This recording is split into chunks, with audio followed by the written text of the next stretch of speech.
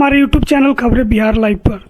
धन्यवाद। हाँ सर, जो 9 जुलाई को आप लोग का हड़ताल है, पूरे बिहार स्तर पर है या पूरे भारत में है? 9 जुलाई को संपूर्ण भारत में आम हड़ताल है और यह हड़ताल सिर्फ AITUC के आह्वान पर नहीं है। ये हड़ताल 10 केंद्रीय श्रमिक संगठन है, AITUC, CITU, AICCTU, इसी तरह 10 श्रमिक संगठन है, इंटक, उनके संयुक्त मोर्चा की ओर से ये हड़ताल है। हम आपको बता दें कि पिछले लगभग 14-15 वर्षों से जब से देश में आर्थिक नीतियां में परिवर्तन होना शुरू हुआ और मजदूरों पर हमला बढ़े, तब से पूरे हिंदुस्तान के सभी सेक्टर के मजदूर यूनाइट हुए और इस सरकार के मजदूर विरोधी नीतियों के खिलाफ आवाज उठाना शुरू किया। उसी कड़ी में अभी ये हड़ताल हो रहा है। 10 श्रमिक संगठनों का संयुक्त हड़ताल है जिसमें AITUC भी शामिल है। और आपको बता दें कि AITUC हिंदुस्तान का सबसे पहला ट्रेड यूनियन है। इसकी स्थापना 1920 में हुई थी, उसके बाद ही दूसरे कोई ट्रेड यूनियन है। सर, ये हड़ताल जो है मजदूरों पर हो रहे जगह जगह हमले के खिलाफ है कि और कुछ वजह है?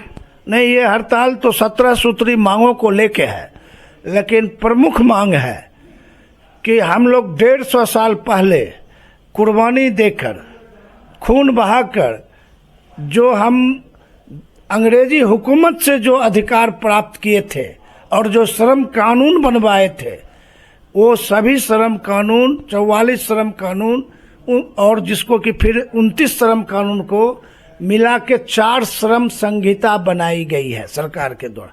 यह 4 श्रम संहिता मजदूरों के लिए फांसी का फंदा है और मालिकों के पक्ष में है।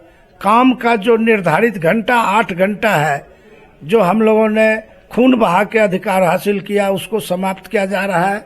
10 घंटा 12 घंटा ड्यूटी आवर किया जा रहा है। कारखानों अधिकार, हड़ताल के अधिकार पर रोक लगाई जा रही है।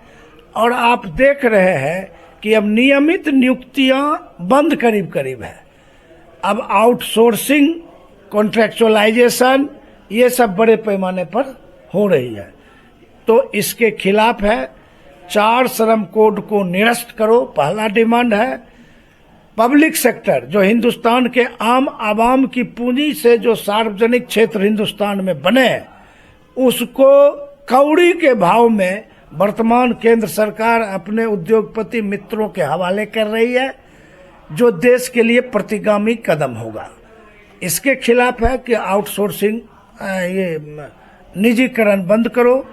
उसके बाद स्कीम वर्कर, लाखों की संख्या में छोटे छोटे मानदेय पर जो हमारे आशा कर्मी हैं, आंगनवाड़ी हैं, मिड डे मील वर्कर्स हैं, उनका बेहिसाब शोषण हो रहा है। उनको सरकारीकरण का दर्जा दो। महंगाई पर रोक लगाओ, भ्रष्टाचार पर रोक लगाओ, किसानों का उचित फसल का उचित मूल्य दो। इन सारे सवालों पर है। मनरेगा में न्यूनतम 200 दिन का काम दो। इन्हीं सब सवालों को लेके ये हड़ताल है और यह पूरे देश में है। इस हड़ताल को किसान संयुक्त संघर्ष समिति का भी समर्थन है, वो भी 9 तारीख के हड़ताल में शामिल है। और हड़ताल में सभी सेंट्रल ट्रेड यूनियन के अलावे जो नेशनल फेडरेशन है, जैसे बैंक, बीमा, टेलीफोन, पेट्रोलियम, IOC, कोल इंडिया, स्टील इंडस्ट्रीज, ये सभी के सभी हड़ताल में शामिल है। अच्छा सर, इस हड़ताल में क्या कोई राजनीतिक पार्टी भी शामिल है? ये विशुद्ध कॉल है ट्रेड यूनियन का और सेक्टोरल फेडरेशन का।